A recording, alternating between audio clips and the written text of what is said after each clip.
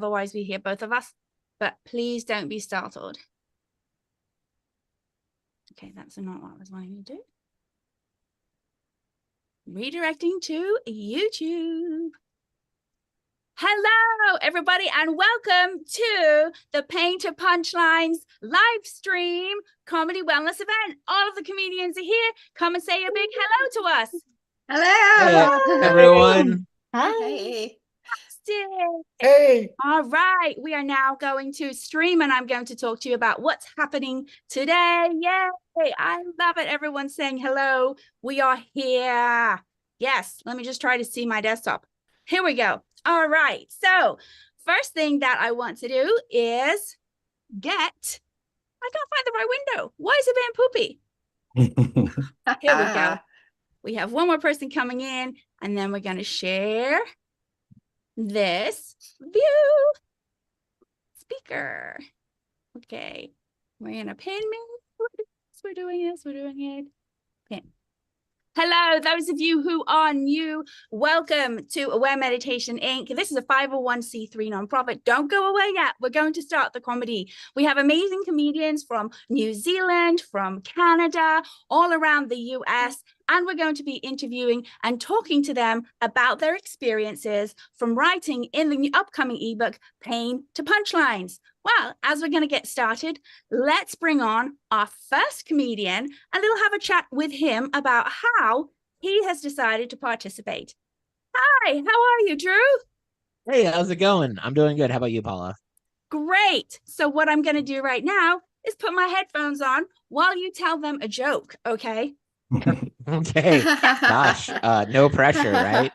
Well, I'll go with a joke that I heard recently. I mean, it's one I wrote. I didn't. What a weird start to every joke. Professional comedians, we're killing it. No, I was bowling recently, and I've been worried about my weight. And this middle school girl came over to me and says, "Hey, you have the body type of a professional bowler." So I went home and I changed my dating profile status to body type athletic. Very good. Very good. Thank you, Drew, for that. There was just a little Mac issue here. So Drew is in the ebook Pain to Punchlines and has contributed a story.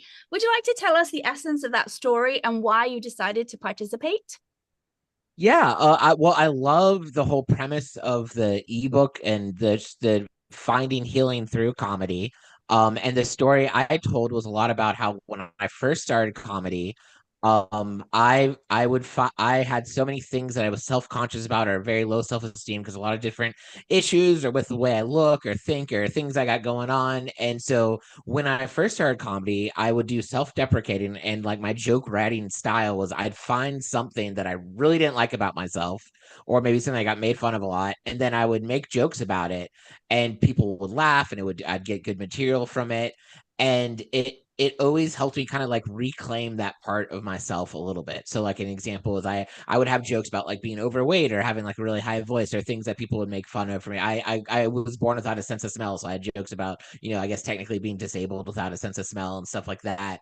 And my very first special was called Revolutionizing Failure, and it was basically the same process through each bit where I'd make fun of something about myself, but then I'd like come up with a joke about like, oh, but this is a cool thing that happened because of this thing. So I believe that's the story I shared with your ebook. Yes, you did. I found that it was interesting that you wanted to share as a man. I'll just be honest with you. A lot of men were not wanting to share things that people made fun of them when they were younger in a health or wellness forum. Like behind their microphone on their own, not a problem. But then wanting to submit it for a book and for people to read about that, there seemed to be this level of vulnerability. Did you experience that when you were writing it, or have you just told that story so much it didn't matter? Well, I've told that story a lot, so I didn't think about it when writing it, but it has become something that like I try to use to encourage people to, because like I take a lot of pride in the fact that some of the things that I used to be most self-conscious about, when people book me now, they're like, oh, can you please do those jokes? Those are the ones people are wanting to hear. So like the things that I used to be like like I used to get bullied for in middle school. Now people are literally paying me to talk about. So like it's it's just kind of fun, Yeah, that doesn't sound like a bad deal. If people are liking your comedy, where can they find you, Drew? I am at Drew Davis. Excuse me, at Drew Davis Comedy on all the social media forms, and then drewdaviscomedy.com. And I'm part of the Clean Comedy Collective, and we have shows all across the United States. So that's something else you can check out for me and my friends. So. Great. And the Clean Comedy Collective is a part of what we're part of Rise Up Comedy. And you will see their logo on the posters. And we have found some comedians from there. Now, with that, would you like to give us a little bit of comedy?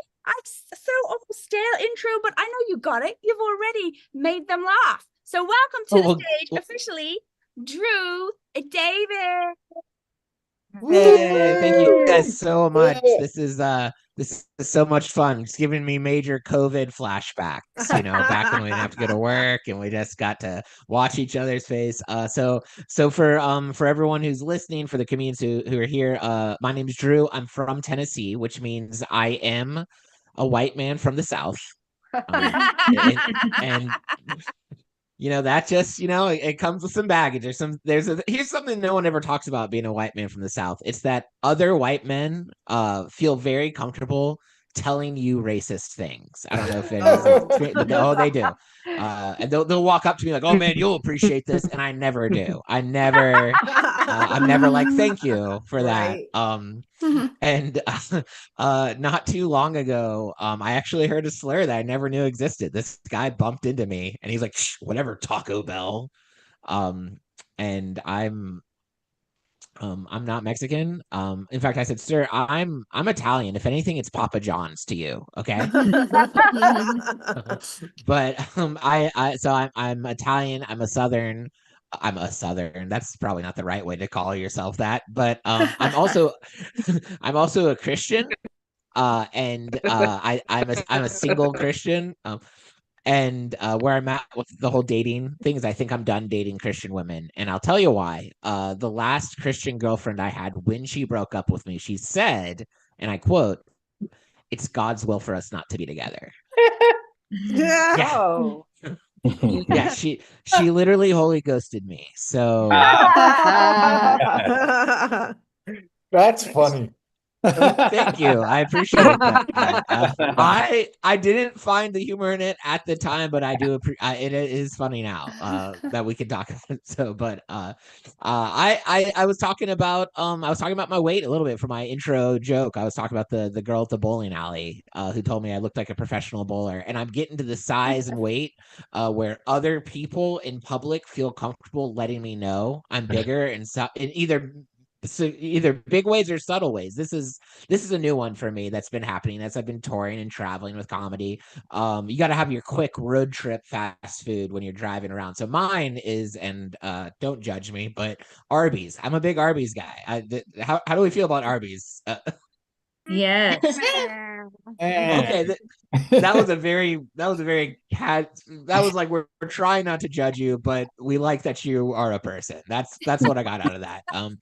But I'm sure everyone on YouTube loves Arby's. But when I go, I'll get my my number one beef and cheddar. I always order that, and then so I tell it to the cashier, and I tell it, and then I get to watch her enter it, and then she says, "Would you like a regular or large?" I always say regular, and then I get to watch her press backspace.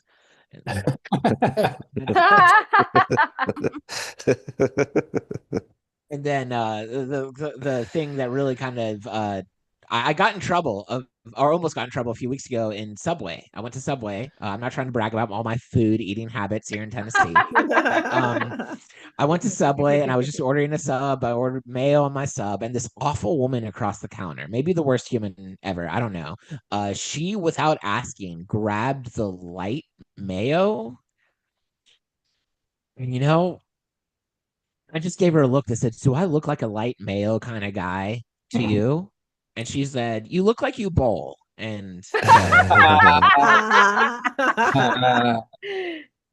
but yeah, so I'm a little overweight, but and you guys can't tell because it's virtual, but I'm also a hairy guy. I'm an Italian guy, so I've heard I'm 60% body fat, 40% body hair, which apparently makes me 100% undateable.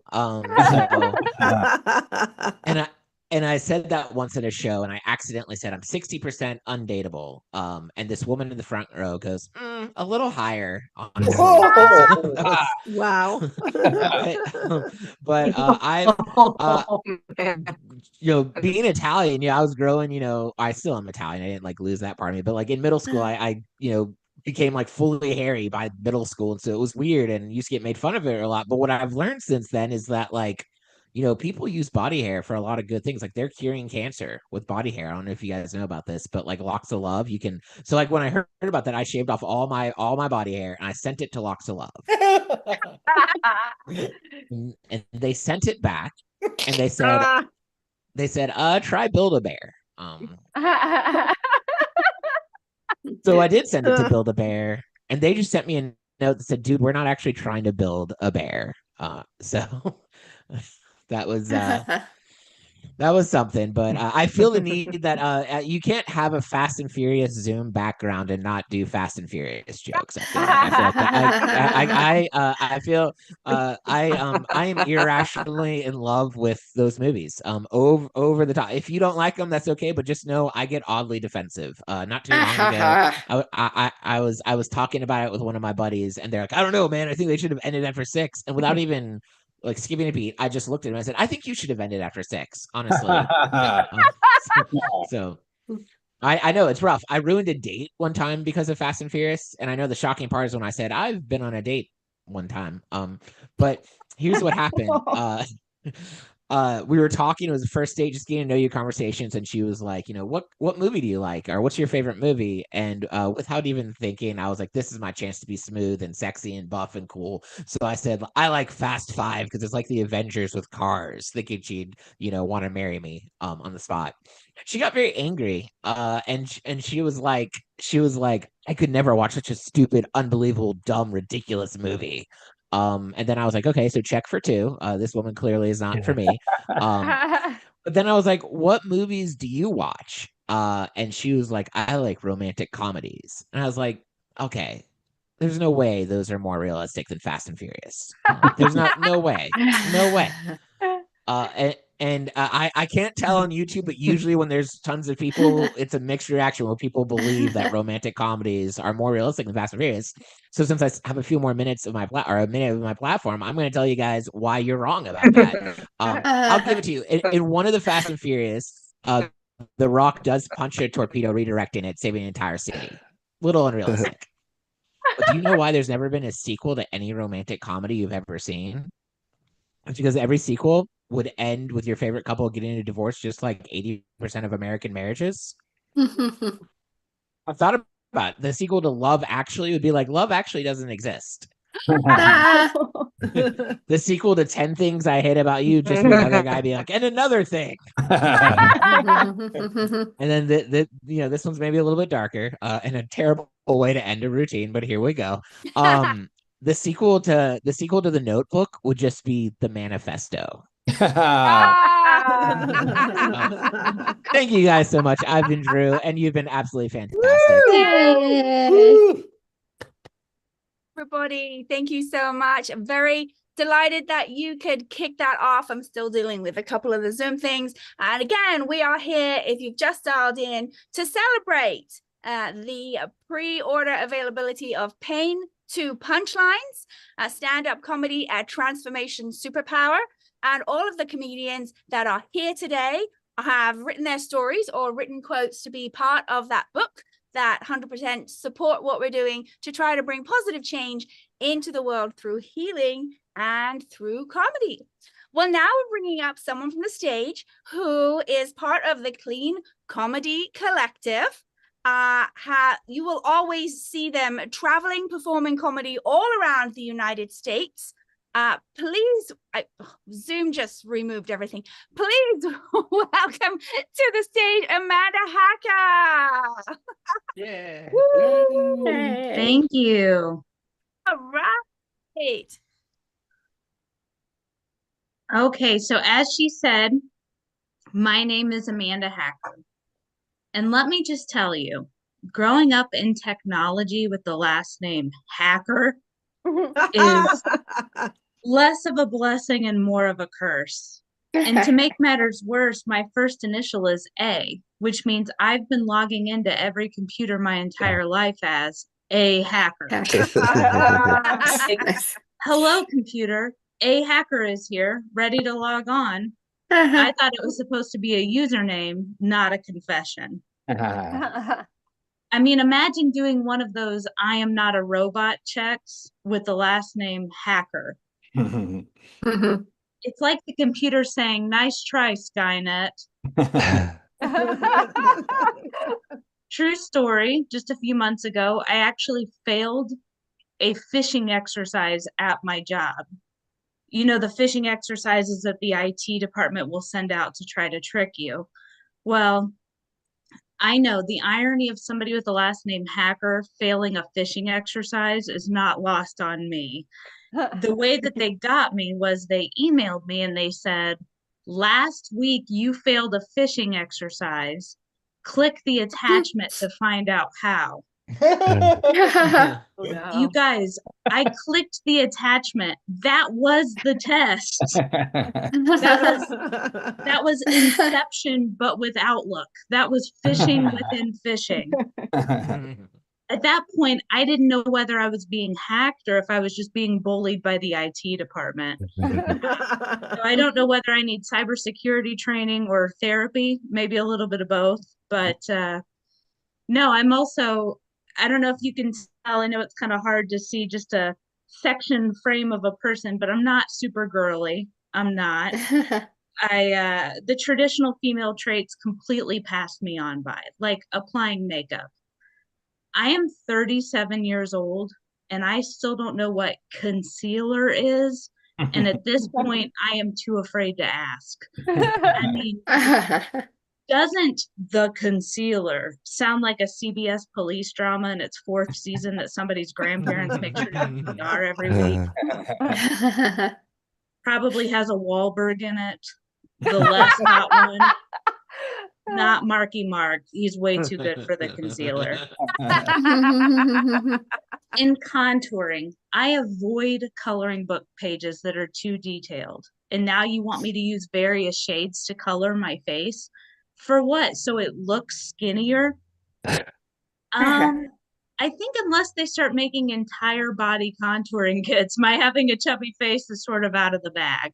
Are you going to contour away the fact that I'm out of breath from walking over here just to log in and be a part of this Zoom call? I don't think so. You would think, though, with all of the Barbies that I played with as a kid, that I would have learned like thing 1 about how to be a girl. But instead, playing Barbies taught me that I'm now an adult who has had multiple Kens, multiple houses, multiple jobs, and you will find me naked at a thrift store. So, true story, I once told that joke at a nursing home, and a little old peepaw said, "Which store, though?" So apparently that is my target demographic, is the AARP crowd. Yeah. So something else about me is I grew up in the funeral home industry, and due to my dad being a funeral director, topics like embalming bodies or funeral makeup were just a staple around our dining room table. Like, it was nothing for us to just bring up, you know, Brother Peterson's funeral while we're all gathered around having dinner. Completely normal childhood, right? Well, my dad once made the comment to me, "I've applied more makeup than you ever will," which is a really strange conversation to have with your father unless you're one of the Kardashians. By the way, I wanted to mention that we all look really good tonight. I'm talking open casket good, you guys. My dad, you know, like I said, he's a funeral director. He doesn't call me much. Usually I have to call him. But when he does call me, it's always with things like, "Hey, remember so-and-so? Well, his dad died and I'm staring at the body right now." And I'm like, "Dad, I don't know this person at all, and you have bummed me out for no reason." Also, this isn't what FaceTime was invented for. Ah, I'm not trying to watch CSI funeral stories. Also, the father of somebody I barely know. Are you trying to 6 degrees of Kevin Bacon me into being connected to a dead body right now? I've also been working on my weight loss journey this year and every year since the Clinton administration. I just have always been the chubby kid, and I think the real issue is I love food. I don't love to move, and every time I accidentally complete a 5K, my Apple Watch reports itself as stolen. Because see, when you're both fat and funny, you guys, it's not the delivery, it's DiGiorno. Sometimes people will ask me if being a funeral director's kid has made me extra morbid, but honestly, if anything, it's just made me practical. Like, do you know how quickly you can get your Crunchwrap Supreme at Taco Bell if you go through the drive-thru in a hearse? And that's why I love doing comedy, you guys, because at least when I kill here, nobody calls my dad. Thanks, everybody. Good job. All right, Yay. yeah. So I'm delighted to have you here and learn about all of your food journeys.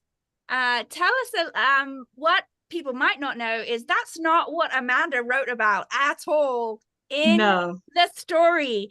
Amanda's story is probably one of the most frank and viscerally honest stories in the ebook. And in a minute, I'm going to give you a link for where you can pre-order for it. Please do, because the proceeds go to the nonprofit. And I'm not going to lie, we have $8.16 in the bank account right now. So this is just facts where we're at. Would you please tell us, Amanda, what you wrote about? Yeah. She seems like such a sweet person, but woo, let me tell you. Well, so I actually have I have a history of mental health issues and I take a lot of medication for that, but I had a mental breakdown a couple of years ago. I had lost my husband at the time, my job. I was having a health issue where I was told I would most likely never be able to have children. So I just got in a very like deep depression and really kind of wanted to like end it all. And I ended up in a hospital for about 5 days, kind of dealing with that in a mental institution. But I became the stand-up comedian of the psych ward. I was the one kind of keeping everybody laughing and on their toes. Like, I was always the class clown anyway, but I did not expect that that would happen from the four padded walls of an institution. So that's basically what I wrote about, was being able to see the humor in that experience because it helped me survive. It kept me alive, being able to tell those jokes. And it was really an awesome opportunity to get to be a part of your book. Now, we really appreciate your honesty, and let's continue to be honest. I mean, how much change is there really from the psych ward to backstage in a green room at a comedy club? That's true. At least you are open with it and talking about it, which is exactly what we want in a book. How can people find you if they want to hear more from Amanda Hacker? Yeah, so I'm Amanda Hacker Comedy on all the socials. I'm also amandahackercomedy.com for my website. And that's how you find me. I also have fun little A-Hacker computer stickers that I pass out at my shows. So. Of course. Hey, I would expect nothing less. Everybody, let's give it up for Amanda Hacker. Thank you. Thank you so much for Yay. being with us, Amanda. Well, we're going to move quite along now because we want to keep the comedy going and want you to keep watching. We have put down in the chat in YouTube the link if you'd like to donate to Aware Meditation Inc., which is a 501c3 new profit. If you've got mates who are there, have them go on. I can see us all streaming. And comedians, just so you know, even though it is pinned to the speaker, it does have a delay of sound, so you could be on the camera picking your nose or looking grim. If you want to do the sound but not be seen, just take yourself off camera, and that way it won't go on to you. like that. Anyway, are you ready for your next comedian? Yay. I am. All right. This individual has been announced the top 25 comedians in the whole of the World Series of Comedy, just released this week. They are based in New Jersey. They are a huge advocate for people with disabilities in entertainment and comedy. Please welcome to the stage, Mike Coteo. Yay. Hey, everybody. Jersey Woo. comedy. Oh, What happened? I didn't hear you. You cut out. What Oh. did you say, Paul? I said, let's go. Let's go. All right. So nice to meet everybody. Hi, audience. I can't see. I'm gonna stand up for a second. You can see my arm. It is a little like that. I have a physical disability. I was in a drunk driving accident when I was 18 months old. I know, seriously, who gives a toddler the keys? Like crazy. But I gotta tell you, Kahlua and breast milk, best drink out there. You gotta try it. Have the double. 2 titties. That's 2 titties. Can I say titties? Oops. I think I said a word I wasn't supposed to say. Oh well. Keep going. Oh, I was planning on it. So anyway, I love being a comic. I love being because it takes you all over the world, and I've got to visit so many different places, and it's amazing. Um, I'm on the road a lot, and like one thing I've learned being on the road is I like having stability in my life. I got married in 2020, and I'm so glad I got married because was horrible. Dating was really hard for me because I never knew if they liked me for me or they were just in it for the parking spaces. They're good spaces. I used to get my most dates around the holidays. Black Friday, everybody wanted a piece of me. And you know, when I got married, it was such a beautiful ceremony, such a beautiful ceremony. Right up until they brought us into the hallway because the DJ announced, "Ladies and gentlemen, for the first time, put your hands together for Mr. and Mrs. Michael Jambier." You guys, that is not my last name. Oh. My last name is Coteo. Jambier is her ex-husband's last name. No. Yeah, I know, right? Damn. It's crazy, right? But it's okay. I don't mind. He's a cool guy. I'll take his last name. I mean, I already took his wife.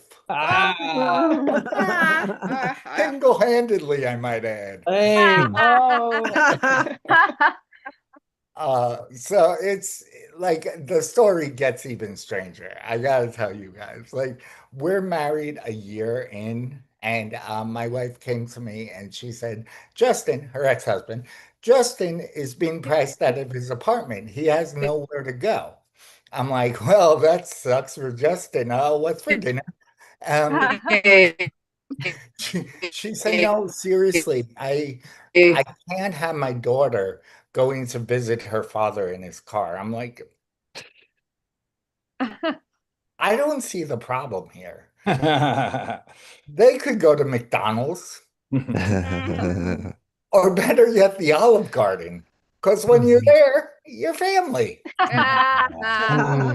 She did not think that was funny. So to compromise, I don't sleep on the couch, and her ex-husband sleeps in the basement. Such a weird setup, you guys. He said it was gonna be like 9 months till he got back on his feet. He's been there over 3 years. We were planning to adopt. I did not think I wanted to adopt a 53-year-old postal worker. Here we are. But you know, being married, like I said, it's the best. I love being married. I do. Like I love being married because finally there's someone to cut my meat at fancy restaurants. Never has steak tasted so good. I don't look like a rabid dog anymore. Oh my God. Thank you, Paula. People individually if they laugh. Speaking of being a waiter at a fancy restaurant, I don't know if you noticed, but it looks like my arm is waiter ready. If I am a waiter, you will never get your food, trust me. I walk with a limp. It'll end up on the floor, I promise. So my wife and I, we have cute little nicknames for each other. She calls me Sweet Cheeks because she likes my butt. I call her Two Hands because she has two hands and she can use them both. It's awful.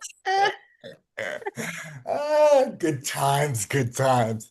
So we have a 12-year-old now. She is hilarious. She is the funniest person. She called me the other day and because I'm on the road, she called me the other day and she goes, I pick up, I go, hello. She goes, I'm going to eat your kidneys.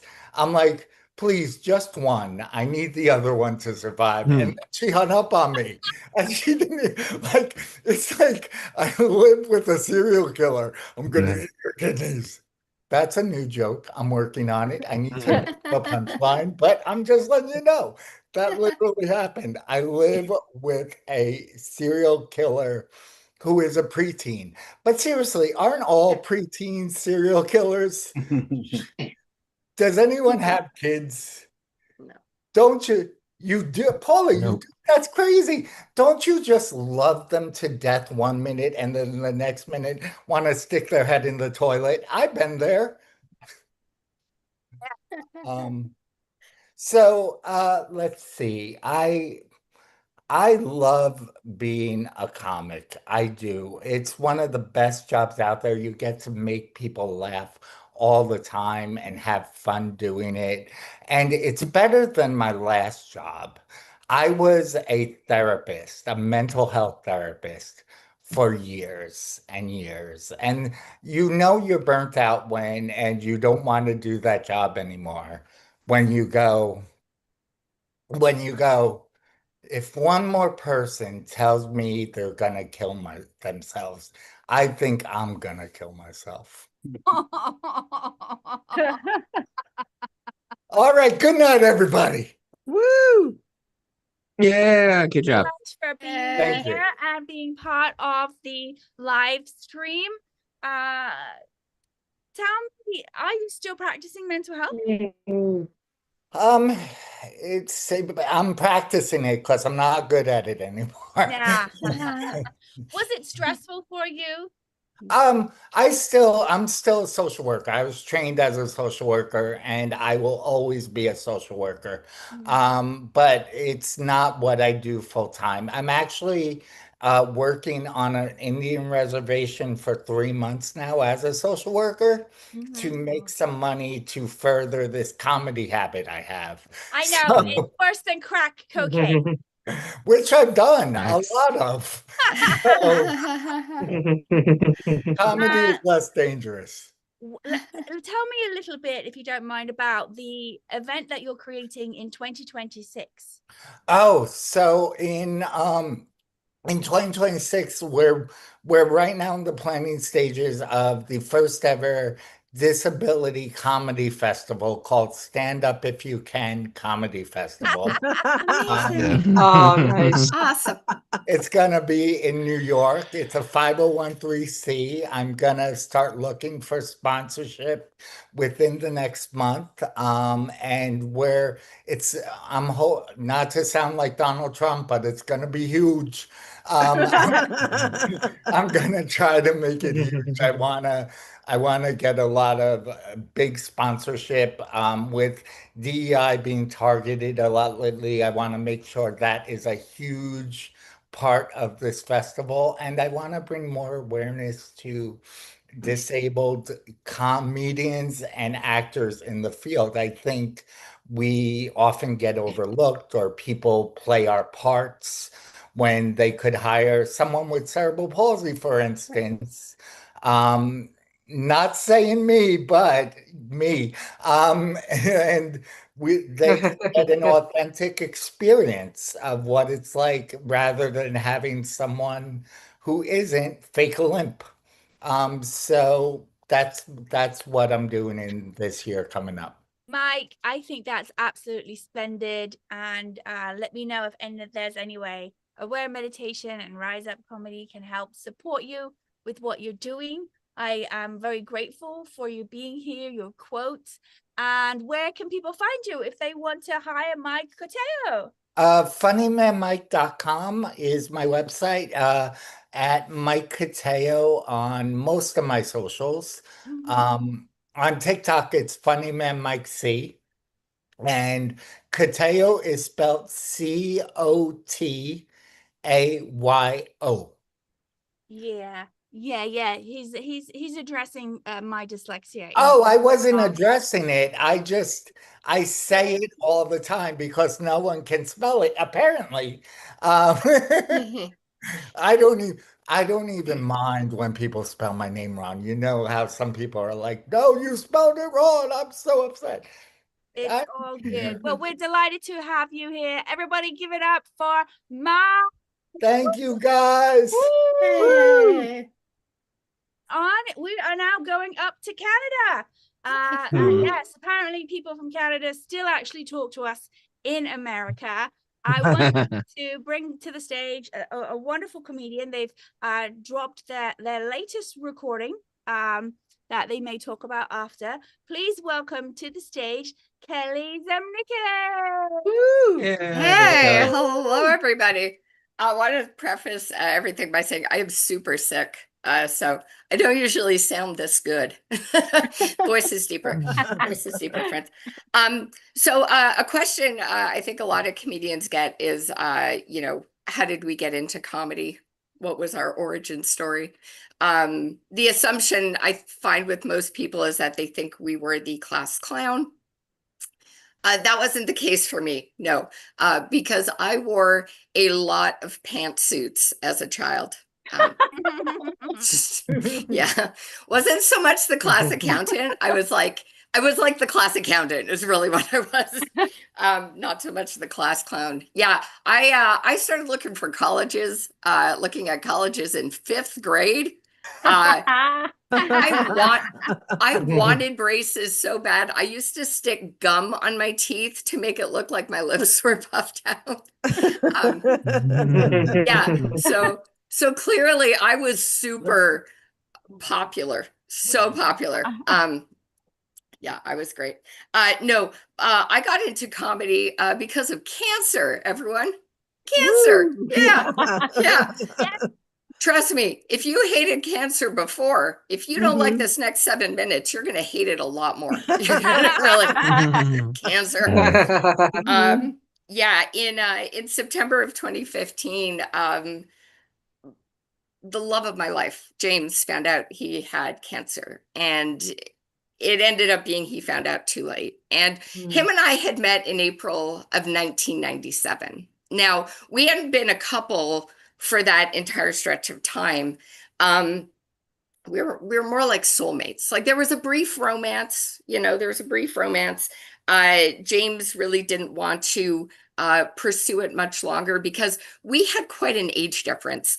I believe the kids today would refer to our age difference as gross. Like there were 20 years between us, just to be totally clear. There were 20 years between us.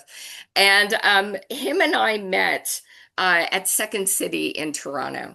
At the time, I was 19, and I was a technician at comedy clubs here in Toronto, right?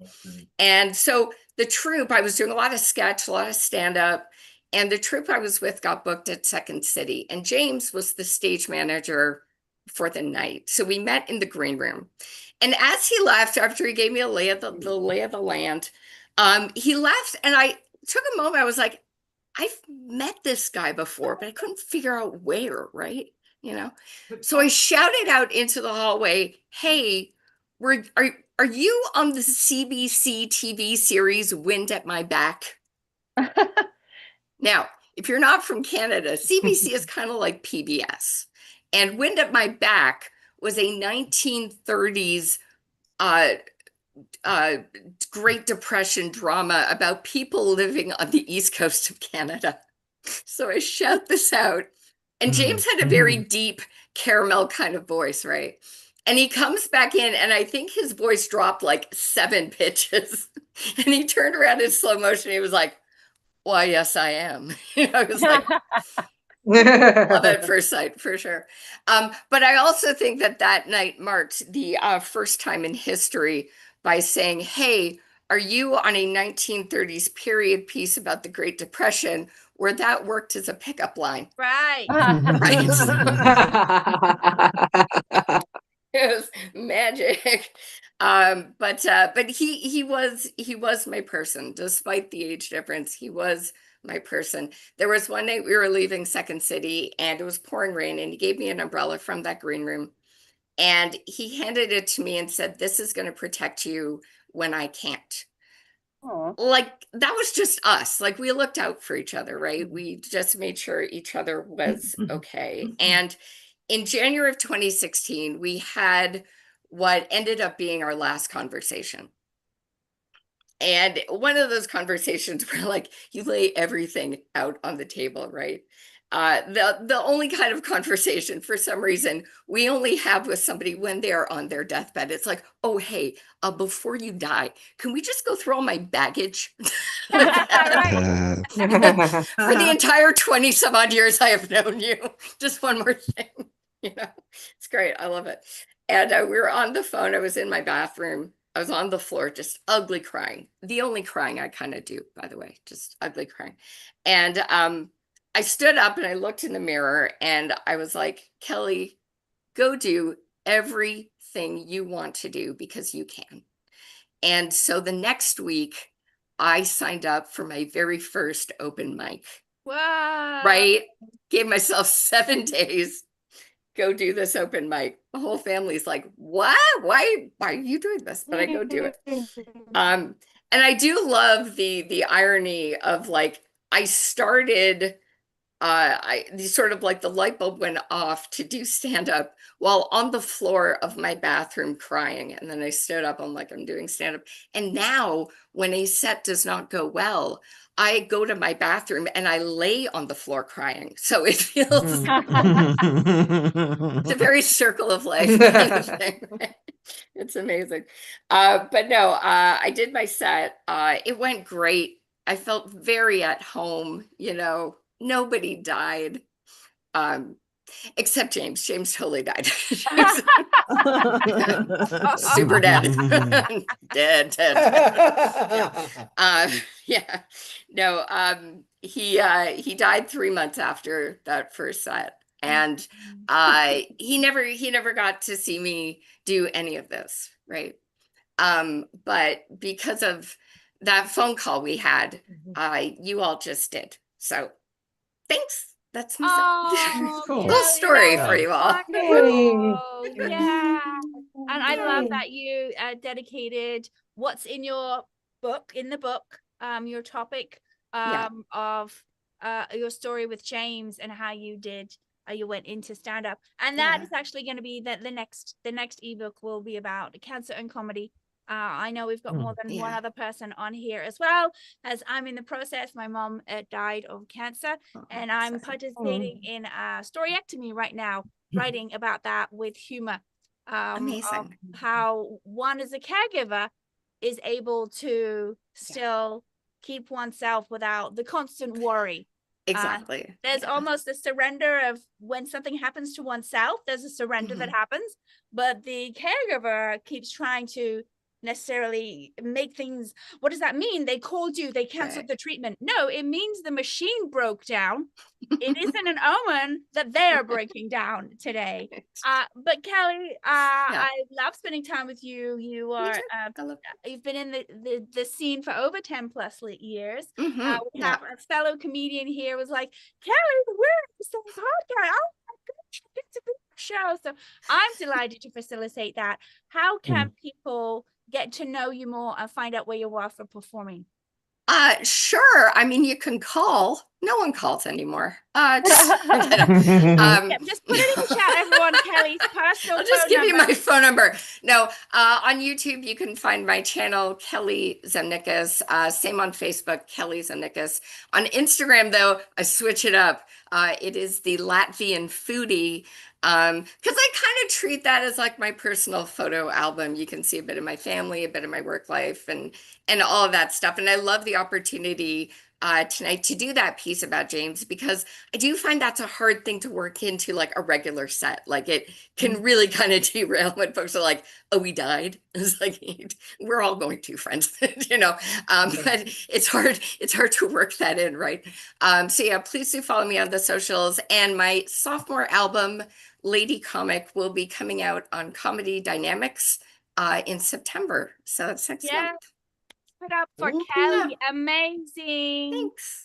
We have such great talent that's here for you. What I want to do right now, we can hit Amy, can you put yourself on mute? Thank you, darling.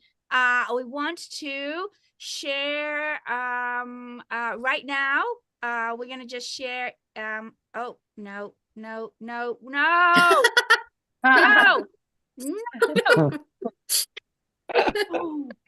want that. Oh my gosh.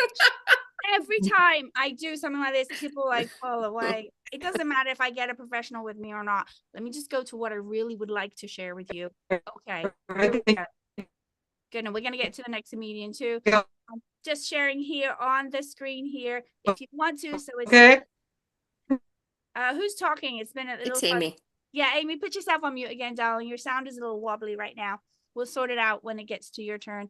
This is the donate page if you want to donate to Aware Meditation. We have Zelle, Venmo, or PayPal. Greatly appreciate it. I'm going to have to mute you, Amy, because it keeps coming through for some reason. All right, we're going to move through to the next comedian. This particular comedian has been part of the Rise Up comedy crew. They have a social worker. Let me see if I can find them. Where's Aubrey gone? 1 second. Everybody now is gonna. Okay, I'm gonna remove the pin and everyone can say hello. Okay, it doesn't want to do that. Why? Oh, come on. Give me the gallery.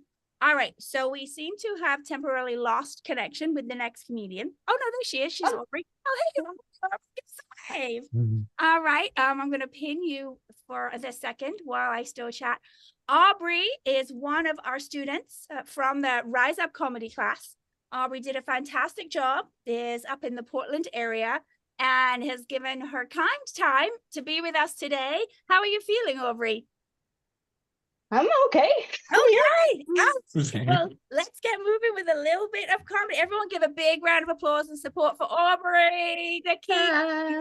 Hi. I actually did my first open mic last week. Very cool. Yeah. So I got that flash and I thought someone was taking a photo of me. So I like smiled real big. Nope. They were saying wrap it up. So yeah, so I took my first open mic last week after taking the online stand-up class 8 months ago. Yeah, so anyone else have untreated anxiety? Yeah. So yeah, I haven't done much stand-up, but I have been to group therapy. I mean, fine line, right? Speaking your truth to complete strangers while desperately seeking validation. Yeah. Yeah. And also maybe hoping that your ex doesn't show up because I'm here because of you. Not for you, because of you. So I'm from an immigrant family who did not do group therapy. but they did teach me to value community service.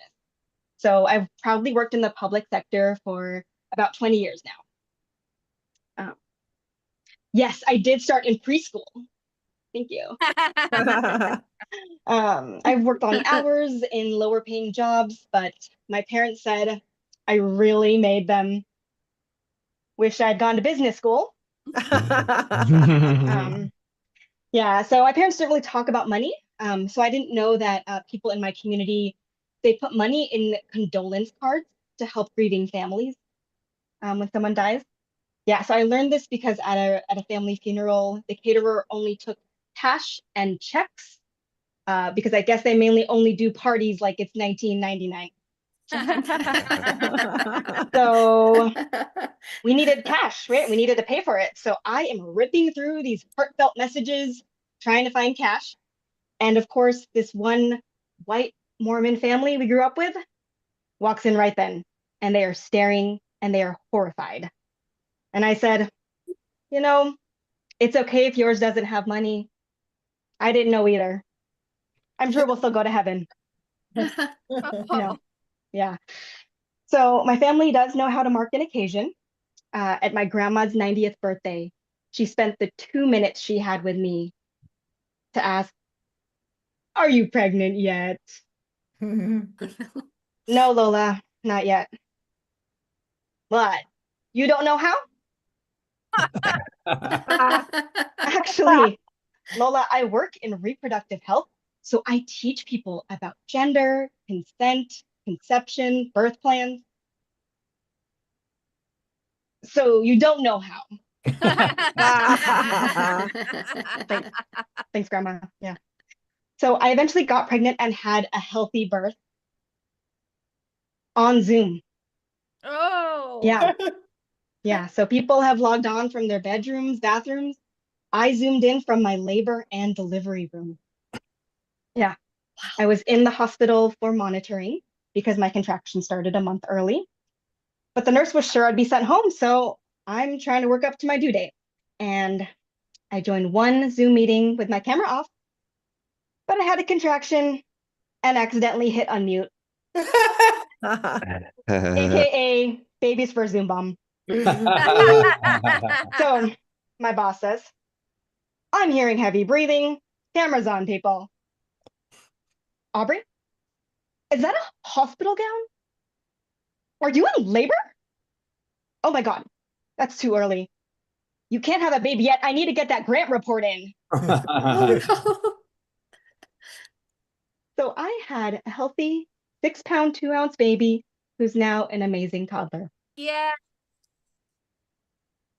And yes, I got that report in. So this is what a lazy government worker looks like. Oh. What? Are you gonna fire me now? Yeah. No, please don't. I have a toddler. There is just a huge mess at every turn. I feel like all the solutions I hear are too incremental or maybe like too radical.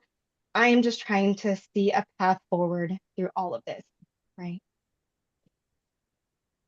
We're talking about potty training, right? All Thanks,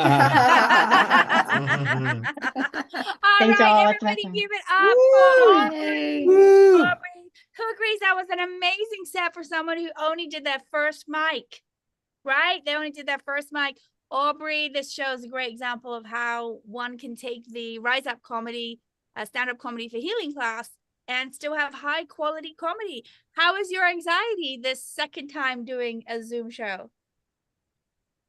A little bit better, but a little thanks bit. Thanks for calling me a student though, because I was hearing some, anxiety was rising here about these amazing people. So yes, they are amazing people, but amazing people from their soul, just like you are.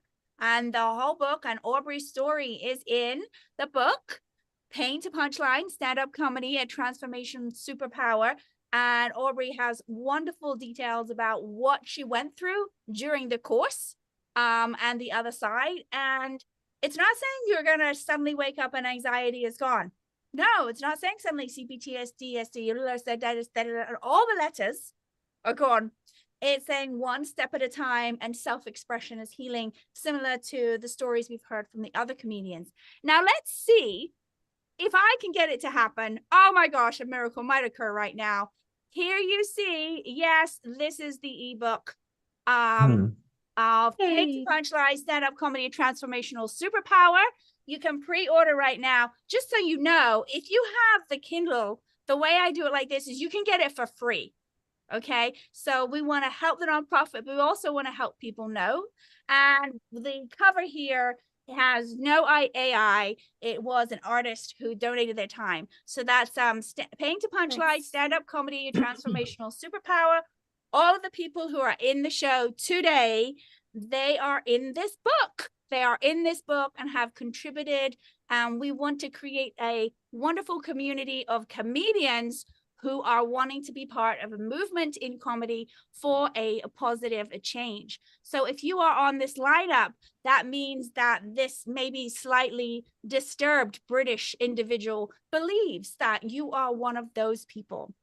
So, said that, shall I bring another wonderfully disturbed individual to the stage? I can hear them laughing. They know that it's all good here. Please welcome the wonderfully talented with so many characters, if you follow her on YouTube, Grace Fraga. Hi, Grace. Hi, how are you? Thank you for spitzing, but I'm I know. I'm right here. I'm right here. So yeah, thank you for having me be part of this wonderful event. I really appreciate it. Yeah, and I do a lot of characters. As a matter of fact, I have the red lipstick for my character Beale. Yeah, you should definitely subscribe to my channel, The State of Grace Fraga, and you'll see all these crazy characters. They're all up in here. But yeah, yeah, it's a healthy way to be crazy.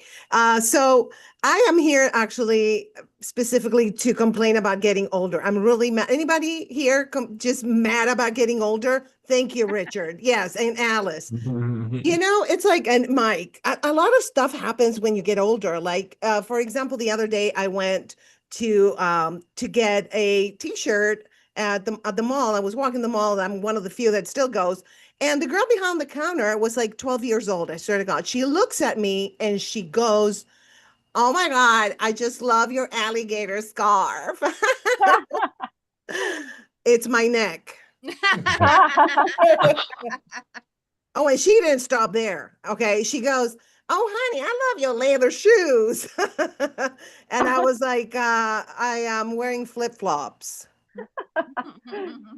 But anyway, so I've been thinking about getting Botox. Anybody else thinking about that? I know, Paula. It's like, I know, I'm so torn about it because I feel like, you know, every time I'm going to get a treatment, I'm going to lose another expression, right? And then all I'm going to be able to do is play poker. Like, not good. And another thing that I don't know if there are any actors here or actresses, what happens is as I get older, the roles keep changing for me. Okay. Like I used to get cast for like talkative nail lady or like psychopath head nurse a lot. The other day, oh my God, I can't even say it. My agent sent me for the role of drunk, homeless Uncle Joe. What? And you know what the worst thing about it was is I got the part. What is happening? This is insane. And then, you know, the men that I date are older. And I don't know, somebody was talking about a big age gap. Well, I dated somebody who was 40 years older than me. What? Yeah, I like them old and almost dead. That's how I like my man. But anyway, you know, he was in his 70s, right? And I was heartbroken when we broke up because we were engaged. So I really thought we were going to be together for the rest of his life. And you know how your friends are really evil. I don't know if this happened to you, Kelly, like your friends would, you know, just completely make fun of you. And they used to call him Moses. Moses, I know. They kind of had a point because I remember one day I asked him for a tablet. I had a headache. I asked him for a tablet, and he brought me the 10 Commandments. So I don't know. Maybe they had a point. That's my biblical joke, and that is as clean as I get. Anyway, you know, and then like people were like, "Well, why are you with such an older guy?" And I was like, he's really romantic. I used to call him my knight in shining depends. But when you date an older guy, let me tell you, there's a lot of things that you don't know are going to happen. Like, for example, we were very affectionate in public. And I remember this one time I spanked him in public. I got arrested for elder abuse. I'm telling you. And the worst thing were my friends. I'm telling you, your friends are the worst. They called me a gold digger. I know. I was like, no, I am not with him for the money. I swear to God, I am with him for the free prescription drugs. Yeah, baby. I can say that, or is that bad? Yeah, you can say that. Okay, it's clean because you can get them at CVS or something. Anyway, just saying. So another thing, let me tell you, that happens as we get older, and I'm sure you guys can relate.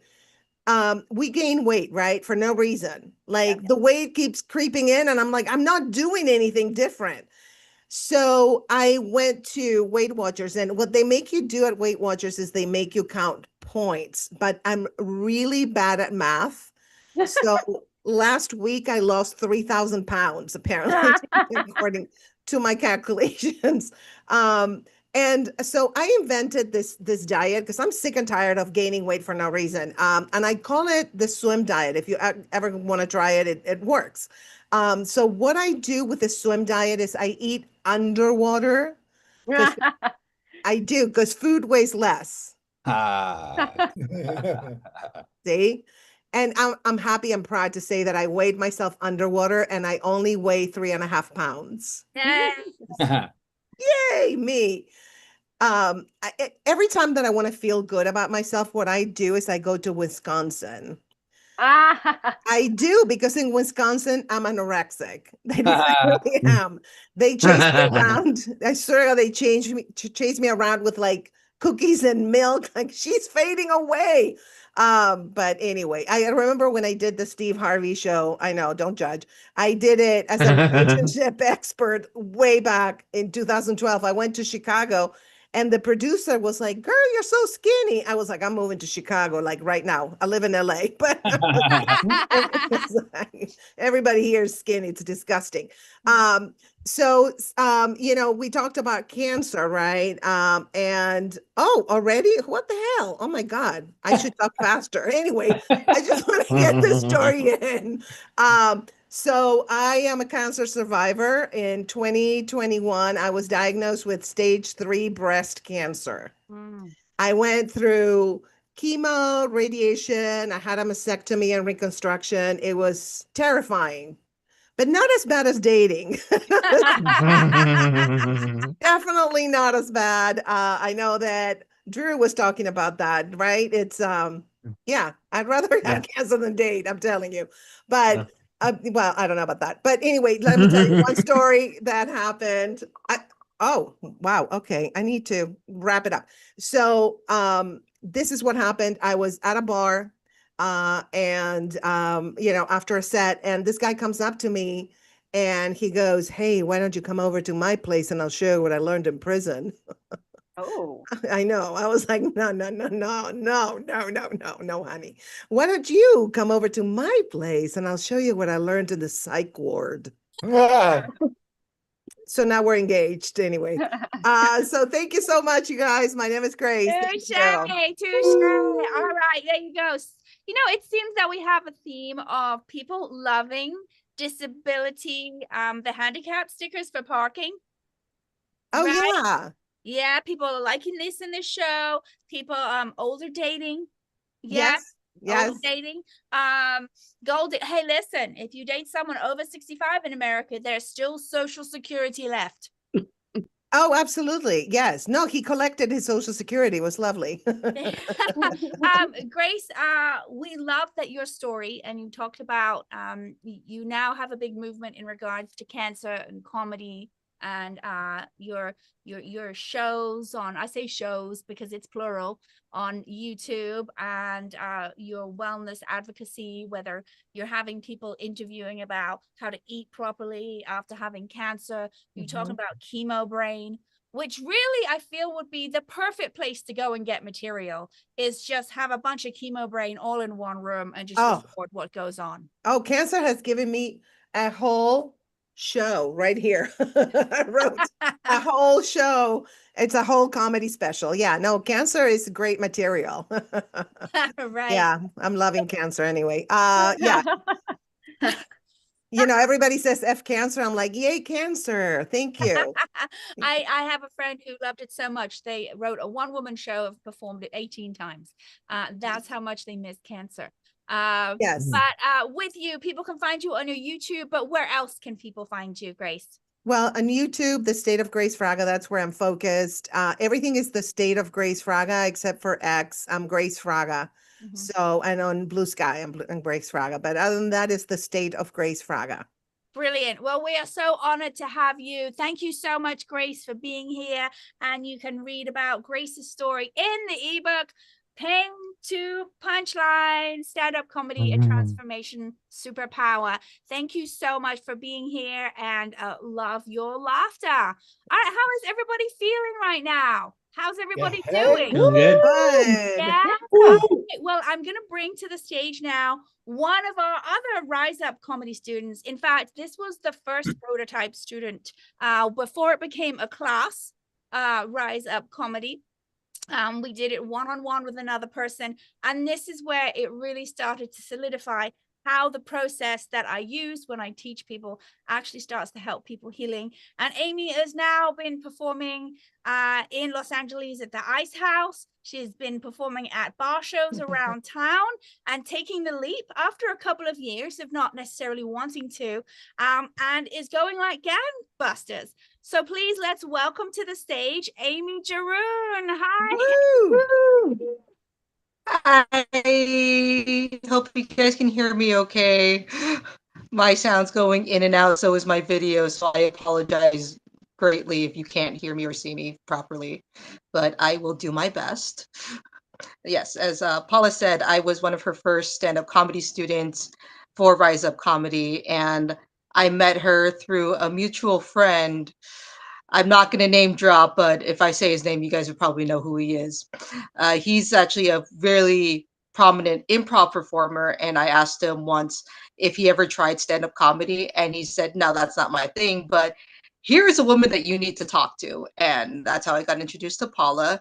And by the time I was talking to her, I was just out of a 10-year relationship. I broke off our engagement because I was unhappy, and I was told I was unhappy by my coworker, my therapist, a bunch of my other friends after I told them I was unhappy. Like, yeah, you looked unhappy. But what I don't understand about that is if you see your friend is unhappy, you should say something instead of waiting for me to tell you I'm happy. Like, that was really your journey to take. I was like, well, your journey is out the door, because what kind of friend are you to let me continue my life being unhappy? Oh my God. So I found my way through stand-up comedy, and I've always wanted to do it since I was a kid. And there's people around me that I saw doing like open mics, and my own sister took comedy classes to do a show, and she was really proud of it. And she says to me, you know, I wanted to do stand-up comedy even before you did. And I looked at her and said, well, I asked my middle school talent show if I could be a part of it. Did you wanted to do it back then too? And she's like, oh, I forgot about that. So really it was like, oh, you just want to compete. Okay. This will not end well for you.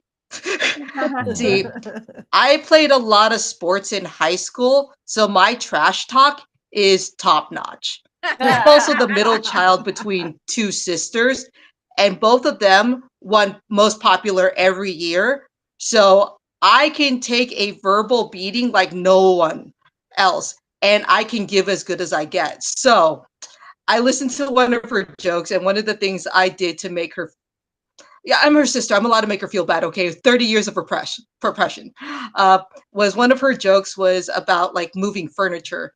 And she said, yeah, this guy wanted me to give him a hand job after helping me move. And I went to my friend and asked, how do you give a hand job? And then that was the whole joke. And I said, that's not how you should do that. And she's like, well, what would you have done? I was like, I asked you to give me a hand with this couch. You're asking me for a hand job. Those aren't equal to each other just because the word hand is in it, okay? And she looked at me, she's like, damn, that was better than mine. So I knew that I was onto something. So I decided to pursue this with Paula. And I had my first show with her 2 years ago. And I didn't invite my friends purposely because I wanted to be in a room full of strangers and see how I would fare in a room full of strangers on my own. I did have a couple of people in there because they did find out when they asked me, what are you doing tomorrow? I'm like, I'm doing comedies. Like, you know, we're coming to this, right? It's like, yes, I realize that now. So it was nice to do a show in front of all these people and to tell jokes that I would normally get in trouble for if I told at work, because I work in customer service and apparently you're supposed to be polite to people in customer service and not talk back to them, let alone roast them. So I decided to pursue this instead, where I can have a safe space to say all the terrible things I think of in my head when I'm helping somebody pick out a bottle of wine. So, Okay. All right. Thank you so much, Amy. We're going to do a little chat now. I really appreciate you giving your history and your story of how it all came to pass. If you go to the Rise Up Comedy YouTube, and right now we have like 17 subscribers. So it's basically the people who've taken my class and my family. And I don't know, maybe some bots. I mean, that's how few. But you will see Amy's original set. Amy did more tonight, just talking and sharing her experience, which we're grateful for. But you'll be able to see Amy's first set, and then we have Amy's set not yet put on the Ice House. And Amy did a remarkable set at the Valley Gals Comedy the other week, really being in the moment. But I want to take a moment, Amy. What is the parallels between sommelier and doing stand-up? the descriptions in wines are ridiculous, and it's almost comical. Like when you're describing a wine with a full body, with long legs and a really good finish. And I read one that was so descriptive and so sexual that I'm going to copy and paste it and put it on my dating app profile. Like, that was better than anything I could ever written for myself. So that's the parallels that I'm seeing. Like, there's no way that this reminds you of a walk on the beach on the coast of Greece. Like, what are you talking about? Like, that just opens you up for ridicule. Right. But honestly, for a moment, I thought that you were talking about me, full-bodied and long legs. I was like, we're giving a set about you right now. You have a Instagram account, Amy Drinks for Work, if you want to know more about Amy. But we appreciate you being here. We appreciate your support of Rise Up Comedy and all that you have brought to it. And let's everybody give Amy a big round of applause for being here. Yay, and thank sharing you. with the sound. It's the first time ever with Amy we've ever had any sound challenges. Amy's usually been top notch. All right, we have 3 more fabulous comedians coming to the stage, and we are now going all the way to New Zealand for our next comedian, who should be jacked up on coffee at this point, but that's the American in me coming out. What I really mean is having had a cuppa or a few, and it's cold down there. What's the temperature like now, Taylor? I gotta be honest, I have no idea. Probably around 4 degrees Celsius. I'm not sure what that is in Fahrenheit. Yeah, that's probably about 90 degrees Fahrenheit. No, I'm kidding. It's about 2.34 multiplied or something. It's just it's very cold there. Yeah. Taylor is in a town called Christchurch, which funnily enough is a town that I was raised in England, called Christchurch. So that's a piece of information everybody's taking to their grave tonight and worth dialing in for the hour-and-a-half comedy show to hear about where Paula was raised. Taylor, are you ready to give us some jokes? Taylor I'll do my is the best. king of pun. He is running rampant and running a lot in the comedy scene down in the South Island of New Zealand, which is actually the least populated, if you don't know. I haven't got there, will soon. So please welcome to the stage, Taylor Rattle. Alrighty, thank you. Great to be here. I think I'm the only person in this show that's not from North America. So as a straight white man, it's great to get to be the DEI hire for the night, which is never had that experience before. Delighted to be here. Much like Kelly, I'm taking a very method approach to the COVID comedy show scene. I'm a bit under the weather myself today. I actually asked my flatmate asked what was wrong, and I told him head cold. So he gave me this lovely warm hat, and that's been quite nice.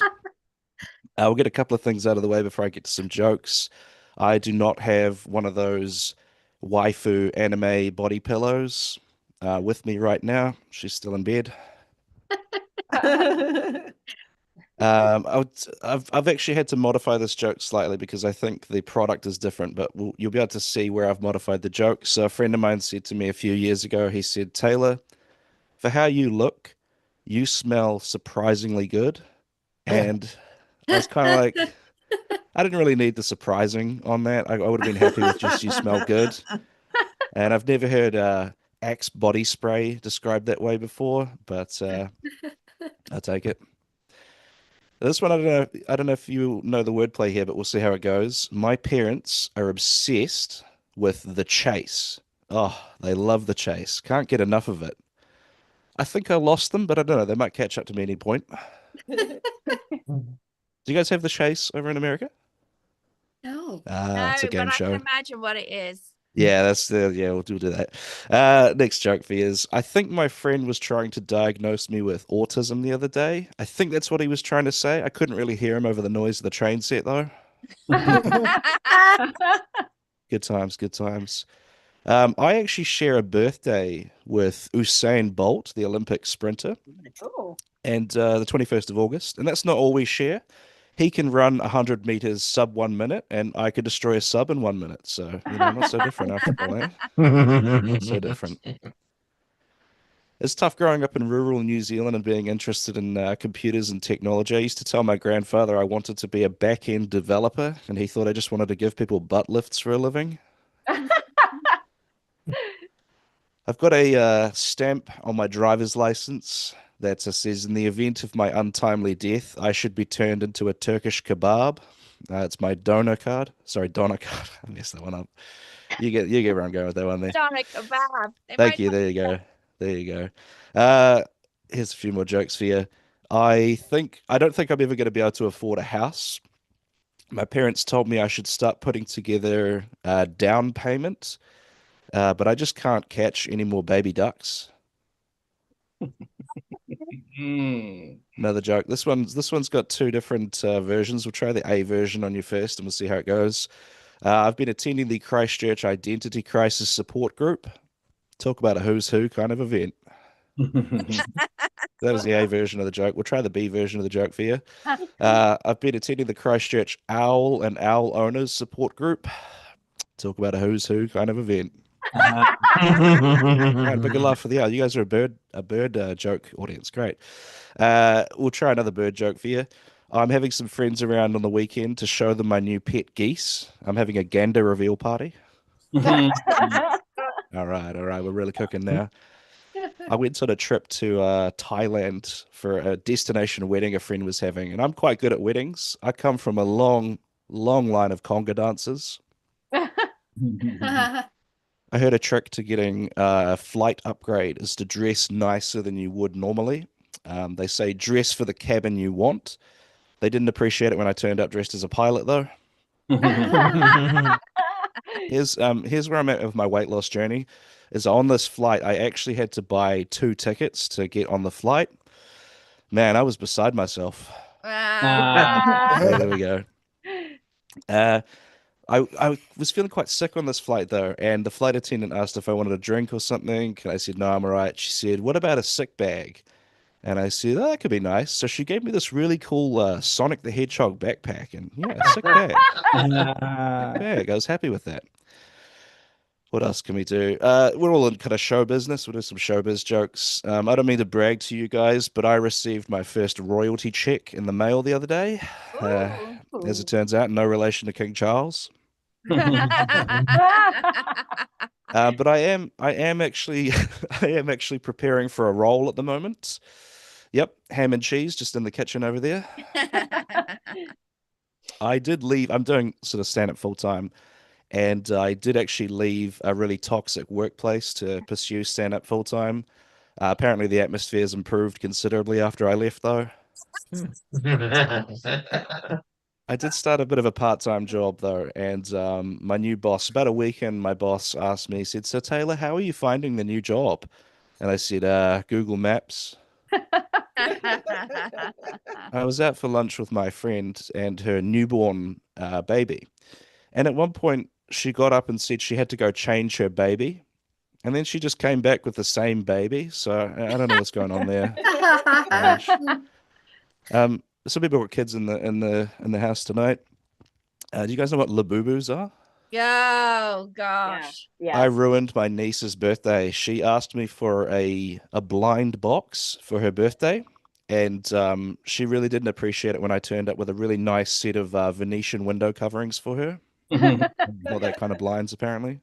We'll do a couple more, and that'll be my time, I think. All I right. think my mailman has a crush on me. I got home the other day to find a card in my door saying, "I just missed you." I think I'm in there, you know. Politician, or I don't know if he's a politician, but Henry Kissinger said that apparently power is the ultimate aphrodisiac. So for my next date, I think I'm going to take her for a tour of the Tekapo hydroelectric plant. Oh, bomb for the last joke. Great. Couple more. Got to go out on a laugh. I ran into an old high school friend and I asked him where he works these days, and he said, "My dad's firm." And I said, "Your mother's quite attractive too." Well, that's basically going to be my time. I actually need to duck off after this. I'm entering the Christchurch shortest legs competition. I won't be long. Hey, you guys have been wonderful. Thanks for having me. Taylor Ruddle. Taylor, a few things. Taylor and I have the same birthday. Do we really? 21st. What Awesome. do we really? We had a whole email conversation, Taylor. We did, didn't we? Yes. Thank you very much. Yeah. So Usain Bolt. Yes. Wow. We're in good company, aren't we? We are. I don't know. How fast can you destroy a sub? I do have a joke about the 1 minute in eating and Usain Bolt, but that's not clean. So I'm not going to be saying. Had to leave that one at home, yeah. Leave that one out. Wise. Labubus. I discovered Labubus. Not for me, but for my friend, was obsessed with them and having to go. There are a lot of fake ones. Yes, yeah. I think there would be. They would still be a boo-boo though. Tell everyone, Taylor, about where they can find you if they. Oh, sure. Yeah, totally. So, on pretty much every social media platform, I am Taylor Ruddle Comedy. If you want to see some specials I've released, you can go along to YouTube. I have 3 specials up there. One of them is called Rudzilla, about living in Japan. One of them is called All My COVID Jokes, about COVID. And then the other is called Panic at the Buffet. It's not a bad name. Is that when there's no food there? Yeah. Yeah, exactly that. When it's closing time. Well, Taylor has written about his experience of his weight, and then how you came to comedy and started making jokes about that. Tell us what moved you to want to be part of this movement. Well, we sort of got in touch through the podcast, kind of, didn't we? And we all know this. Comedians are not typically the most mentally stable people, so I'm behind any kind of movement that helps change that. I think is doing some good in the world. So, yeah, that's kind of how we got aligned, and I think we share some values there, and it's been fun so far. Yeah. All right. right. Well, everybody give a big round of applause for having our New Zealand guest. Thank you so much. Thank you for Our having me. Kiwi. I mean, I guess you could say I'm not from North America, but I reside in North America now. That's true, yeah. Yeah, I mean, I don't think it does anything better to say that I'm English rather than American at this point in the world. Yeah.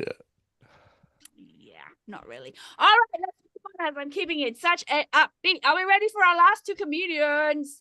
Yeah. All right, now coming to the stage, we're going to bring, you might not think about this, someone who's comedian and a mindfulness coach and a personal fitness trainer.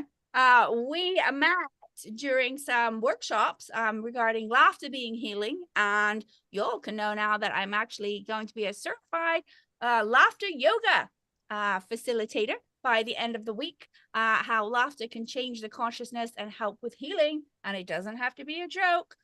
Please welcome to the stage the lovely Richard Velasquez. Oh, Paula, so good to see you. Thank you so much for having me. Welcome. Thank you. I really, really love that this whole effort is called Pain to Punchlines, you know? Like, I've definitely got the pain covered, and in life, I'm usually the punchline. So I think I'm going to crush this, okay? Yes, welcome to my TED Talk. Thank you very much. You know, it's refreshing to hear so many age gap relationship I know clips or jokes. We heard 20 years and 40. Mine is 30. And now I don't feel so creepy at all. So thank you, ladies. Thank you very much. Validations, okay? You know, middle age is strange, am I right? Like, where my midlife crisis folks at? You guys in the chat, you still with us? Yeah? Like, I'm 54, and I got to tell you, I'm in a weird spot, okay? Because I feel like I'm too current for folks my own age, but I'm also too old to be saying slay. You know what I'm saying? Real, like, it's a confusing time to be an older person. I mean, is it a hashtag or a pound sign? Either way, I know I'm not trending. Hashtag shut up, boomer. My doctor tells me I still got Riz, but I also just got a colonoscopy. So trust me, nothing humbles you faster than getting medically probed. I like to call my doctor Captain Kirk because he's boldly gone where no man has gone before. I just hope he didn't find anything except hopefully my dignity. I mean, the last time I saw it, it was leaving me for a younger man. Yeah. I may be old, but I know how to use ChatGPT. And I'm also a member of AARP. So yeah, no shame in my game. Just call me Discount Daddy. No, IHOP is hot. Yeah, I said it. Now pass the syrup. Listen, I'm Gen X, okay? I went from analog to digital. Rotary phones, dial-up, 5G. I went from all that to asking AI what Riz means. If you do look up Riz, don't be surprised if you find a picture of me from 1985, back when I had abs and hope. Listen, people often tell me like I'm distant, you know, and they accuse me of ghosting. But I got to tell you, I don't ghost to be toxic. I ghost because I forget what I was doing. Seriously, yesterday I walked into the kitchen and I forgot why I existed. I'm told I look good for 54, you know, but at this age, ghosting might just mean I died. Mental health is important. I think it's very important. Have you heard about this new therapy? It's called TikTok therapy. So for real, you don't need an hour. It's 20-second sessions. Yeah. And it's working. This old dog is learning some new tricks. For example, it's been teaching me to use my words, right? So here it is. I was deep in Delulu until I found my inner Labubu. Talk. I don't even know what any of that means, but apparently I'm a fanboy. Now the algorithm thinks I'm 22, but hey, at least I'm fooling somebody else besides myself, okay? The crazy part about this is I haven't felt this good since the 80s, back when I could still break dance without breaking myself. Uh, Now I feel like Pepsi. I'm the choice of a new generation. Yeah. Listen, if you don't get that reference, just ask ChatGPT or your mom. They'll both tell you how cool. So for fun, I ran this joke through ChatGPT, right? And it said, "You got this, Zaddy. Go off, short king." Honestly, I never felt more seen in my life. Discount daddy at your service. Oh, and please do me a favor, say a prayer for me, because like I'm still waiting on my colonoscopy results. Yeah. All this riz may be put on pause for polyps. If they do find polyps, I'm gonna tell people it's a okay, pink or blue. Meet me at I'll be in the syrup aisle. Hashtag no polyps. All right, thank you, everybody. I'm out of here. I'm gonna ask ChatGPT to help me find my dignity and my abs. Oh. Thank you, everybody. Great set. Great set. Great stuff. That's good. Oh, give it up for Richard Velasquez. What's up with the Labubu talk? Huh? Right?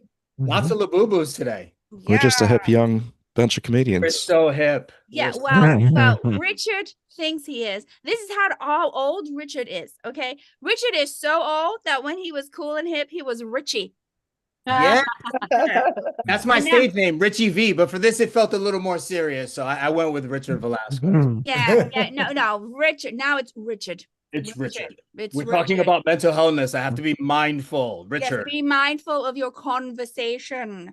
I got to tell you, I never do clean sets. So I had to be mindful, hardcore, of not dropping any improper speech. You know, Well, we appreciate I'm very it. proud of myself. We appreciate you being behind the book Paint to Punchlines, which of course the first cover photo was you. But then of course we changed it to something more mentally appropriate. Tell us how people can find you if they need to or want to. Yes, I could be found on Instagram at Richie V Comedy. That's the main spot I'm at. Richie V Comedy. And tell us what inspired you to be willing to participate in this movement. Well, as you know, Paula, we met in the midst of really trying to tap into laughter as medicine. One of the reasons that I got on stage to do stand-up, I spent over 20 years as a television producer. And, you know, people in the television industry take themselves very seriously. And I found one of the best ways to sort of pop that and to get to connecting with people was through laughter. And so I decided to make it something that was a major part of my life. And I love to share laughter with people. And we love having you sharing our laughter. Everyone give it up for Richard V. John Richard. All right. We're coming to our last comedians tonight. They have contributed to the ebook with a story. I'm going to just get straight into them. They have a one-person show that is hitting the circuit all around Los Angeles and around the country. Please welcome our final comedian, Alice Cutler. Woo! Thank you. Thank you all so much. Richard, I just got to say two things. First of all, I don't want to brag, but I just got my colonoscopy results back negative.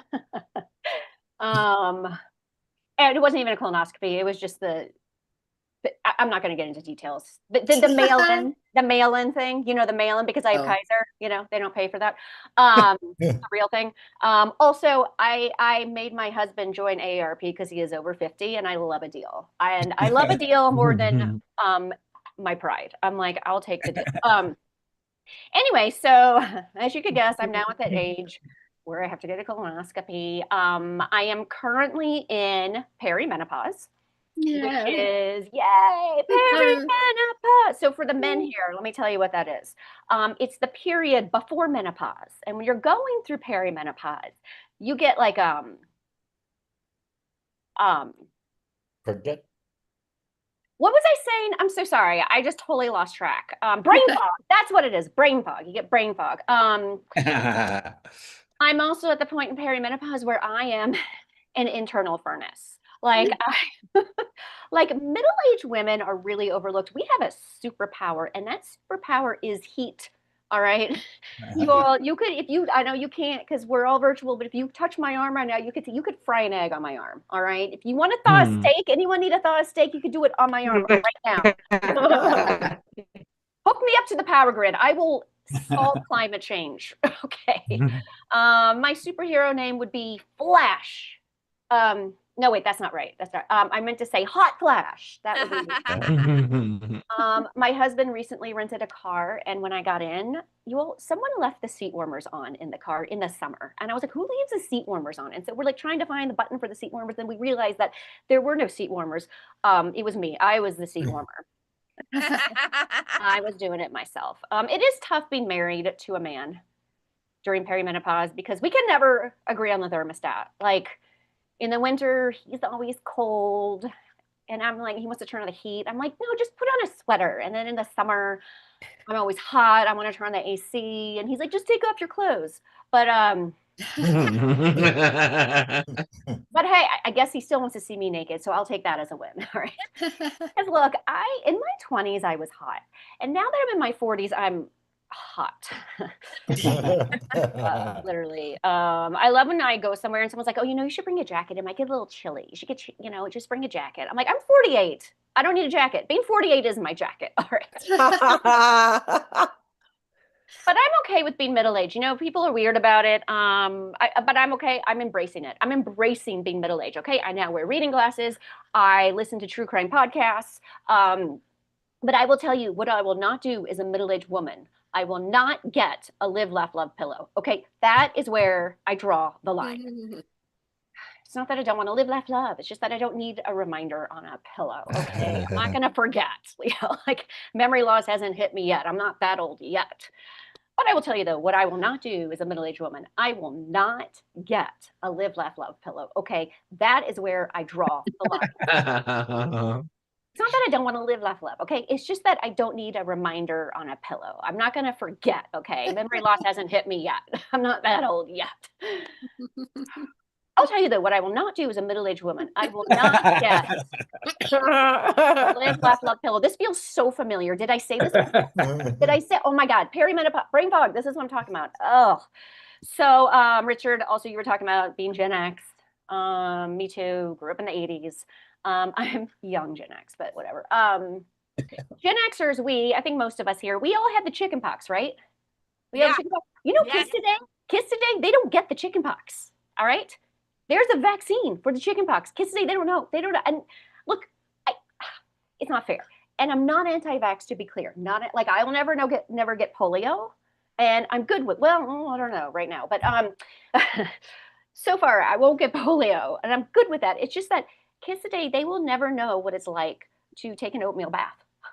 Like, do they know what oatmeal is for? It's overnight oats. No. Oatmeal was invented to bathe in when you get chicken pox, and they'll never experience that because they get the vaccine. We actually did have like a little bit of a vaccine when I was a kid. You all probably used the same vaccine. It was called, whichever sibling gets it the first, then gives it to the other sibling. I was the first one. My mom just locked me in a room with my sister, and she said to me, you breathe on her until she starts to itch. And that's how we used to do it. Kids today, they just social distance, I guess. I don't know. All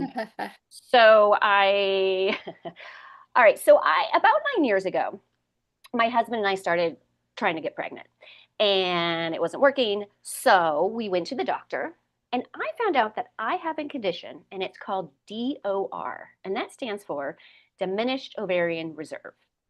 And that's due to another condition I have called OAF, and that stands for old as F. But hey, you know what? On the bright side, I won't be a handmaid, right? Have you all watched that show? Did you watch the last season? If you haven't seen it, you should watch it. It's a really powerful docuseries. Right. So we did IVF, and that didn't work. It wasn't working. And so I was like, you know what? That's it. My eggs are retired, both of them. And I said to my husband, let's just outsource some good eggs. And then he said to me, oh, can we outsource sperm too? Because I'm sick of, depositing in a cup. Keeping it clean here. Depositing, just making sure you know. Okay. And I was like, oh my God, that's such a good idea. Like, why go a la carte when you can just get the whole package. All right. Outsource. So that's what we did. You know, we used leftover embryos from another couple. And I'm not saying we're saints or anything, but we didn't even breed. All right. We used a rescue. Or as I like to say, who rescued who? Now, you know, I heard about someone who named their kid Sequoia after where Sequoia was conceived.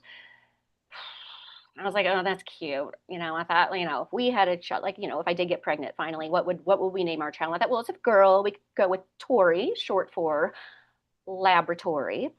Or, you know, my husband's Italian, so maybe something that sounds a bit more Italian, like in vitro. Or just Ivy. I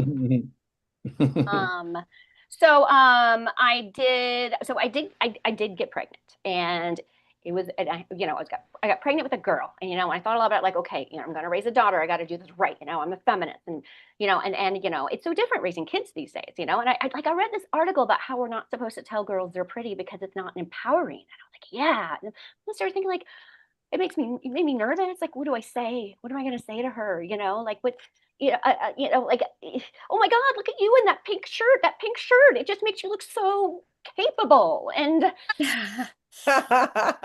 oh my God, look at you in your tutu. When you put on that tutu, you just have great leadership skills. And look at the bows in your hair. Look, who's the little astrophysicist with her bows? Like, oh, like, I'm worried I'm going to slip and say the wrong thing. She loses all sense of self-worth, drops out of high school because of me, you know. So, like, if you want to empower a girl, don't tell her she's pretty. Tell her she's prettier than all of her friends, because I think that works. No one told me, and now I'm doing stand-up. So yeah. So sadly, we lost the pregnancy about 19 weeks, and due to a rare genetic disorder that she had, and it was absolutely devastating. And you know, all I could do was just sit on the couch and cry, and it's awful. If anyone's, you know, it's just awful. And then one day I said, how long do I have to mourn this before I can start writing jokes about it? Because, like, if you can't get good material out of it, what was all the suffering for, right? And please don't say something like, oh, but it builds character. I have enough character. I don't need to build more character. I need to build a 1-hour special, right? Because I wasn't just mourning the loss of a child. I was mourning the loss of some really good parenthood material. So shortly after we lost our daughter, I was having, it was weird. We were having problems with the lighting in our bedroom. Like, the light in our bedroom kept flickering. Now, I don't know if y'all have heard this, but they say if your light is flickering, that means there's someone from the other side speaking to you, right? And I was like, oh my God, is she speaking to us? Like, is our daughter speaking to us? And then one day the light went totally out. And I told my husband, I was like, oh my God, the light went out. And he's like, it's okay, I'll fix it, you know. And he gets his toolbox and he goes in and he comes back out and he's like, I figured out what it was. I'm like, yeah, I know. Like, I know what it was. And he goes, yeah, we just needed to change the light bulb. I was like, oh my God, we just had to change the light bulb? That was it? He goes, yeah. I was like, wow, our daughter was trying to tell us that we needed to change the light bulb. And you know what? She talks to me all the time. She's always looking after me. Sometimes I am driving and my gas light comes on. I'm like, oh my God, she's telling me I need more gas. Or I might be doing stand-up like I am right now, and I get the light. And oh my gosh, she's telling me I got to wrap it up, you know? Like, always looking after me. So anyways, it's been a really tough couple of years. This was just 2 years ago. It's been a really tough couple of years. But I do want to take a moment to thank Zoloft for getting me through this difficult time. And I don't mean to brag or anything, but I was taking Zoloft back in the 90s before it was cool. Like, I was taking Zoloft back before you ever said you were taking Zoloft. You know, I was just like telling people, like, oh, no, those are just vitamins in a prescription pill bottle with my name on them. That's it. You know, but it's different now. It's like a badge of honor if you're taking, you know, people are like, oh, you're taking care of your mental health. Good for you. I mean, in LA, you know, if you say you're taking Zoloft, or when you introduce yourself to people, yeah, I just got the light. That was just my daughter talking to me. I got that. But But no, in LA, when you introduce yourself to people, it's like, your names, your pronouns, and what medication you're on, right? Like, hi, I'm Alice, she, her, Zoloft. Sometimes psilocybin. But it didn't used to be that way. I like to think that I broke the mental health ceiling, glass ceiling. But so it was like I said, a tough couple of years, and so I had to double my dose of Zoloft, and that still wasn't enough. And so I turned to something that I am not proud of. I turned to self-help books, and then self-help podcasts, and then I really hit rock bottom, and I turned to TikTok life coaches. And somehow that still wasn't helping. But I did learn something from the self-help. I learned to help myself to more Zoloft. You all have been awesome. Thank you so much. Awesome. Yeah. Well, Alice, thank you for sharing your story. Alice has a one-person show that you're going to be performing at the Wi-Fi Theater on the 23rd, correct? That's correct. Thank you. Yes. Yes. Yeah. Tell me why you wanted to participate in this self-help book. Well, it spoke to me when you put it out there, because I know for me personally, I've used comedy so much for my healing, for my personal healing. And it's like what I talk about in my jokes. It's how I heal. I have to be able to laugh about it. I don't know. I can't explain it. It's just the easiest way for me to heal is to be able to write. And I think laughter always softens it. And I also find that laughter brings people together. So when I tell a joke about infertility, IVF, pregnancy loss, oftentimes there's someone in the audience who has been through that too. And it touches them in a way that is, helps heal them as well.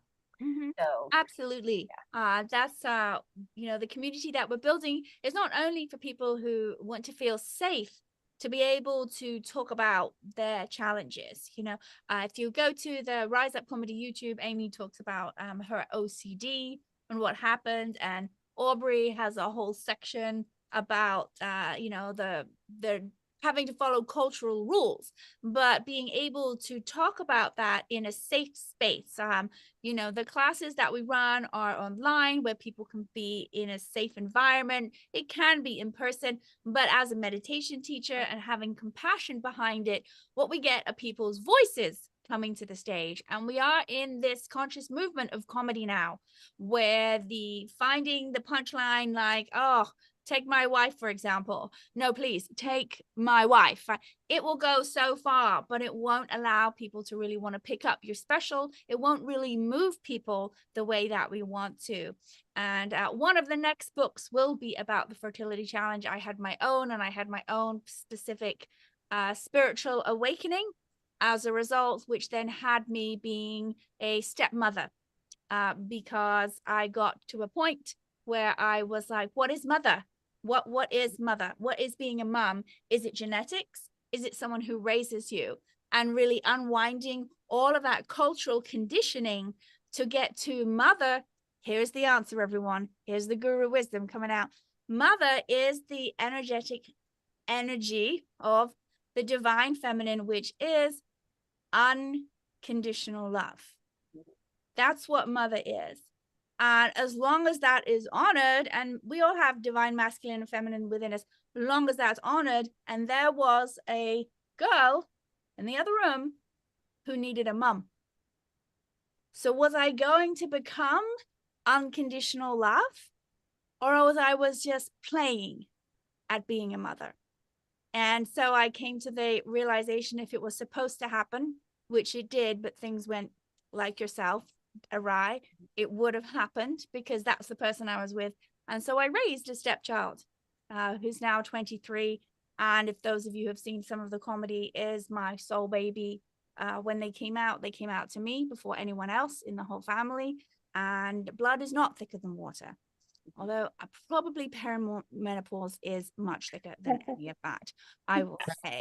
Right. Well, we are at the end of our show. We are now going to put everyone back on the grid here so we can say goodbye to y'all as we're streaming. These are the comedians who stuck around to the end. We thank you all from Drew in Tennessee, in Portland. We have Aubrey in New Jersey area, for Mike Coteo. Okay. We should have a Coteo La Boo Boo. I mean, then we can get everything said right. Grace, Richie, Amy, and myself are in Los Angeles. Amanda, you're in Tennessee too, right? Where you at, girl? I'm in Indiana. Indiana. Okay, the heartland. I'll be in Indiana in 2 weeks. Yeah. Oh, okay. Kelly's in Canada, La Cañada, as we call it here. And Taylor is down under, our Kiwi representative, who may confuse you all by mixing the eh and ah. Sorry about the accent. No, that's fine. I almost sent him a message. Whatever you do, don't say the next in your accent, because we'll get and that is American YouTube algorithms. Don't be a stranger, everyone who's there. Please follow all these people. In the description, we'll have where you can get them. Y'all here, please go and follow the YouTube channel. Please follow Rise Up Comedy. And we're going to have a session on one of Paula's probable faux pas, which, here we go. This is what the ebook is all about. Paying to Punchlines, stand-up comedy, a transformational superpower. Please like, share, subscribe. Let me know that you are in them. And one other last thing, because that's what I like to do. We are going to share. No, where are we? Yeah, this is Zoom telling me, listen, Paula, enough of your stuff, girl. If you want to find out where we are, here is the new website, Rise Up Comedy. You will see what we are. Laugh, heal, rise. We got our reviews here. We got our mission is to transforming communities through laughter. Clean comedy shows and classes for all peoples, whether it's online. And here's Paying to Punchlines. Please don't be a stranger. Join us and be part of the movement, whether you want to volunteer, whether you want to do comedy, whether you just hate Paula and you want to align with someone else here. It's all good with me. We want to get into different countries. We want to be going there, helping people try comedy. The big deal is to try to do the 5-week course in communities who don't have it, so they can have a complete shift in consciousness, not just laugh. Laughter is healing. I can do laughter labs. I know how to do that now with gurus who have taught me from India. Another course from someone from India. I mean, how many do I need to take, Richie? With that, I love you all. Thank you so much. And I'm going to do a little screenshot picture. Thank you for being part of it. And I appreciate all of your kindness. Bye. Thank you. Bye. Bye. Thank